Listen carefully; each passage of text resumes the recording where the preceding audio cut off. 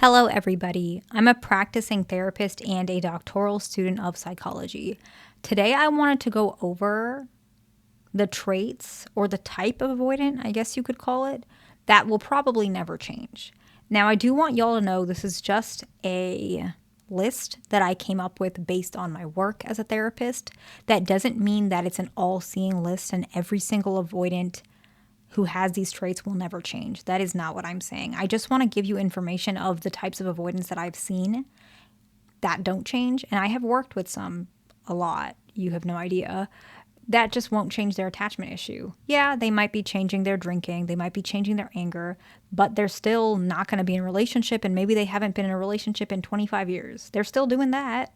And so, what are these traits of that person, that avoidant that just does not want to change and does not want to commit? That's what I wanted to share today with you, okay? So it's kind of like the red flags, I guess could be a way to say it, okay? This one is one about if they're in a relationship with you. Now, if you have been together for years and there's not really any growth or there's not much consistent growth on the avoidance part, that could mean that this individual will not change. I'm going to give an example of something I see a lot in my office, okay? If I get a couple in my office and maybe they've been married for like 30 years, and let's say the anxious preoccupied is a female, the dismissive avoidant, he's a male, he's aware of his partner's resentment, but he really doesn't want to change, and he kind of doesn't care if the relationship stays or goes because he's extremely detached from the relationship. And she is absolutely fed up. Maybe she's reported she's tried to leave like 6 or 7 times. And now things are different because their children have both grown up, they're both finished with college, and neither are financially dependent on the parents anymore.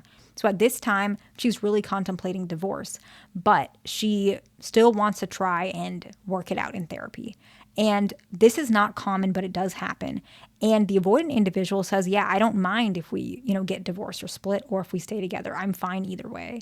And this is not where they're uncomfortable with conflict. It's basically that this person he doesn't want the relationship, but he doesn't want, I wouldn't say he doesn't want the relationship, but it's almost like he feels like the relationship is just something in his life, and if it goes away, it goes away, but there's no love there. And she probably doesn't really love him either, but she wants to renew that love. And he wants to renew that love maybe, but he doesn't want to change. And he would rather her leave than him have to change. Like, he really rather be himself than make her happy. And I have seen this, and it's unfortunate. And the main way I know this is typically how it goes is because they come to me in session and there was never growth on his side. Regardless of therapy or not, a person with somebody, most of the time, not all the time, if you really try a lot of different ways of trying to understand your partner and there's literally no change, even though you have put effort, that's usually a sign that your partner may not change. And I'm not saying that's always the case, but it's really important to recognize that a lot of avoidants do change. I see them all the time. I just saw one this morning who, interesting enough, like he said he would never love, like he never wants to, like he says like he does love his partner, but he doesn't want to love her. And he tells her that like straight up, like, I could love you and I could marry you, but I just don't want to. But if I ever did get married, or if I ever do love someone, it will be you. And they've been together for years, y'all. But interesting enough, recently had a little bit of a breakthrough. She asked him like in session, and this happens a lot, so I'm not like giving information. This could be any of my patients. She was like, are you ever open to falling in love with me or admitting that you love me? And he said, yeah, I'm open to it now.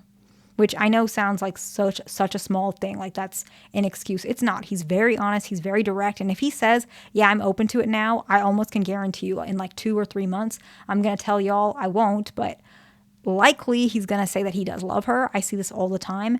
And so that's growth. That we weren't really touching on that part of the issue, but that was just growing in the background while they were healing and fixing other things.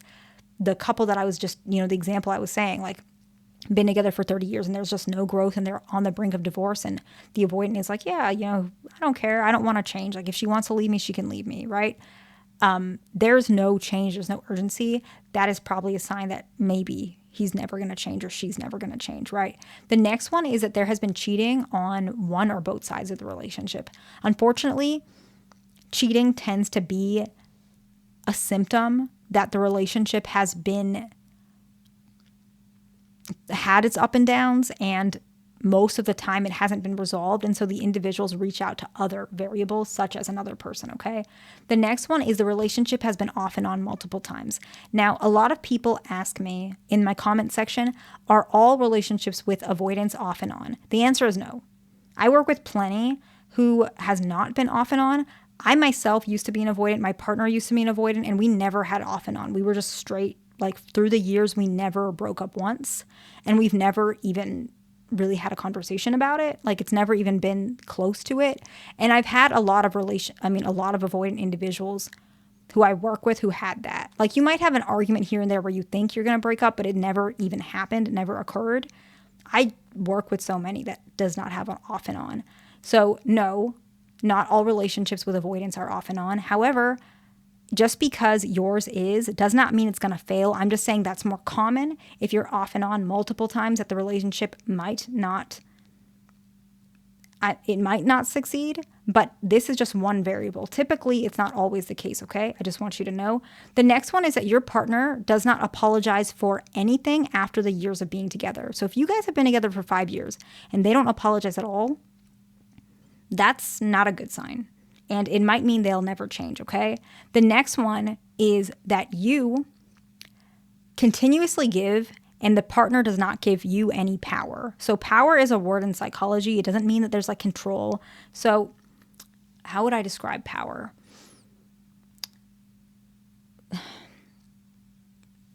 In a relationship, there's give and take. And the struggle of power is it's in the situation where one person wants to make all the decisions.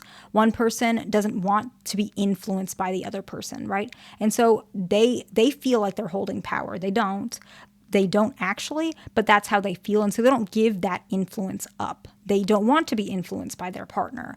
And so if an avoidant is behaving that way, and it's been for many years, even if you say, hey, I want to take a walk outside, and they don't want to, so they just say, no, we're not taking a walk. I don't do walks. And they're just been like that for like 5-6 years, they're probably not going to change. They may, but it's not fair for you to keep giving. It's just not. And that's not helping either of you. And a lot of relationships fail if one person, it's basically not compromising is a better way to word it. I should have worded it like that from the start. Basically, your partner does not compromise at all, okay? The next one is that your partner, this one I feel is more specific to my cases. It might not be specific to you guys, but this is what I notice when an avoidant's not changing. If their mental health is declining in the areas that they're denying, okay? And it's a little hard to explain, but I'm going to try. Let's say I'm working with the patient on watching like inappropriate videos. Like that's, their addiction. You guys, hopefully you guys know what I'm talking about, right? And they're watching those inappropriate videos and they're like, why do I do this? I'm struggling with intimacy because of this, whatever it is. Okay, we're working on that and that's getting better.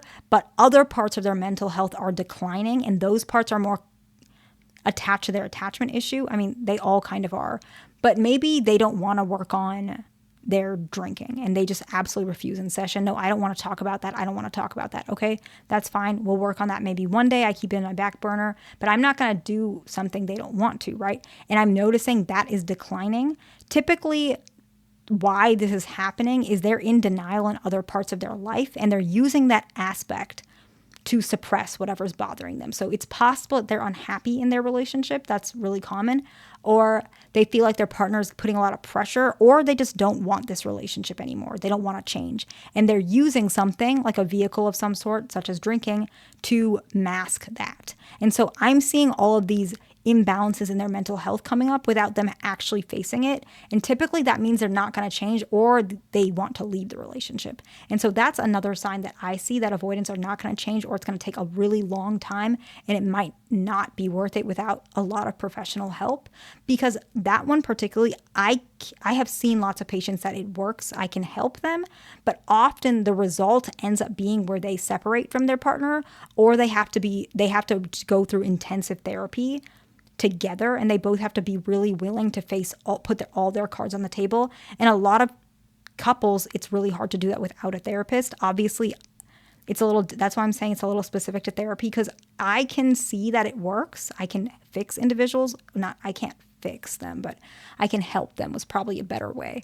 I can help them and resolve some of the issues, but it's because I'm trained to do so. I feel like these couples without that specific intervention, it might be really challenging. And it's sad to see their partner. It's sad to see the couple suffering. I hope that makes sense. I won't stick on that too long. It's not that important.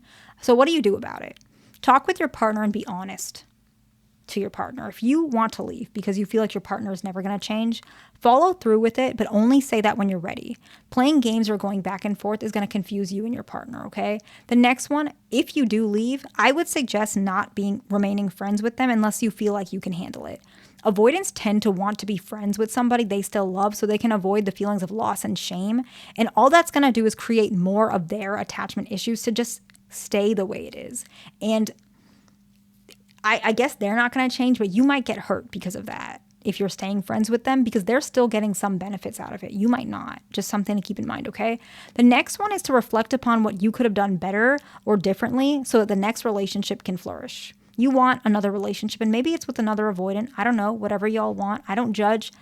But you reflect, what do I know about this partner, my ex, let's say you guys broke up, that I don't want to see in my next relationship, okay? You kind of focus on that. And the next one, after you really process and heal, avoid becoming bitter towards all men, all women, all avoidants, etc. You don't want to have that all or nothing mindset. This bitterness, unfortunately, can actually attract unhealthy and manipulative individuals because they try to prove they're different and they flip the script once committed. So I don't want you guys to get in that type of situation, okay? I hope this video made some sense. Please like, subscribe, and I will see you in the next one.